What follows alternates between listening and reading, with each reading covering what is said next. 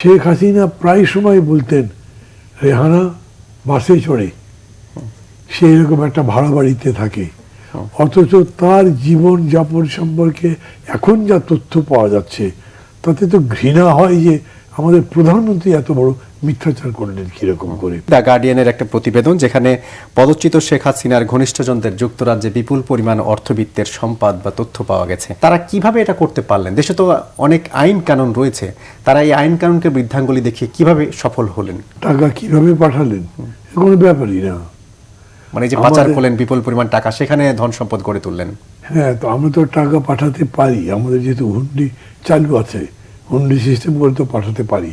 হ্যাঁ, একটা কথা বলতে পারি যে ব্রিটিশ ল কি করেছে, এই যে যারা যারা ইনভেস্ট করেছে এই টাকাগুলো কোথা থেকে আসলে তো ওখানে আনসার করতে হয়, সেটা তারা কি ফাঁকি দিয়েছে, কিরকম করে দিয়েছে, এইটার জবাব আমি দিতে পারবো না।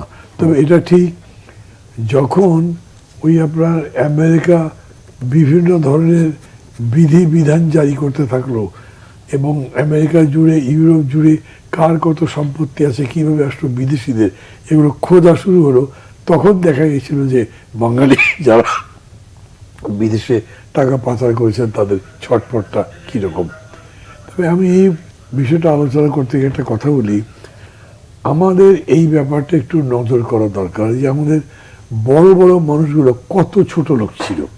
দেখেন, শেখ হাসিনা প্রায় সময় বলতেন রেহানা বাসে চড়ে সে এরকম একটা ভাড়া বাড়িতে থাকে, অথচ তার জীবন যাপন সম্পর্কে এখন যা তথ্য পাওয়া যাচ্ছে তাতে তো ঘৃণা হয় যে আমাদের প্রধানমন্ত্রী এত বড় মিথ্যাচার করলেন কিরকম করে।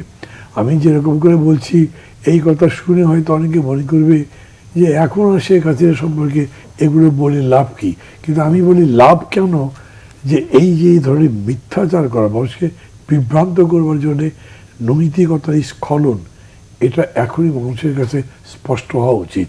প্রতিবেদনে যেটা আসছে যে আপনার তার পুরা পরিবার, আপনি কত পরিমাণ বলেন যেন টাকাটা ৬,০০০ কোটি টাকা, ৬,০০০ কোটি টাকা পাচার করেছে। এ কি সোজা কথা হলো নাকি? করেছে তারা, না হলে ওখান থেকে আসতো কেমনে? এই ৬,০০০ কোটি টাকার জন্যে তাদেরকে এখন জবাবদিহির আওতায় আনবার ব্যবস্থা করতে হবে, তাহলে দেখবেন যে এগুলো হয়তো বন্ধ হতে পারে। নিয়ে গেছে কেমনে সেটা বড় প্রশ্ন নয়, কারণ এটা নিয়ে যাওয়ার বহু পথ আছে। আমাদের এইখানে তো প্রধানমন্ত্রীরা মন্ত্রীরা ডিপ্লোম্যাটিক ব্যাগ ইউজ করে ডলার পাচার করে চলে এসেছে। মানে এক একজন যাওয়ার সময় হয়তো দেখেন যে ১০-১২টা ব্যাগ ভর্তি করে নিয়ে গেছে। এগুলো এয়ারপোর্ট থেকে আমরা রিপোর্ট পেয়েছি, তো অনেকেই জানে এগুলো। তা আমি মনে করি যে ক্ষমতার সব রকম ব্যবহার করে লুটপাট যেমন করেছে, টাকা বাড়িয়েছে, ঠিক সেরকম করে ক্ষমতাকে ব্যবহার করেই তারা সেই টাকাটা সিকিউর করার বা নিরাপদ করার চেষ্টা করেছেন, কিন্তু ধর্মের কোনো বাতাসে জানে না, শেষ পর্যন্ত পারেনি, তাই এখন ধরা পড়েছে।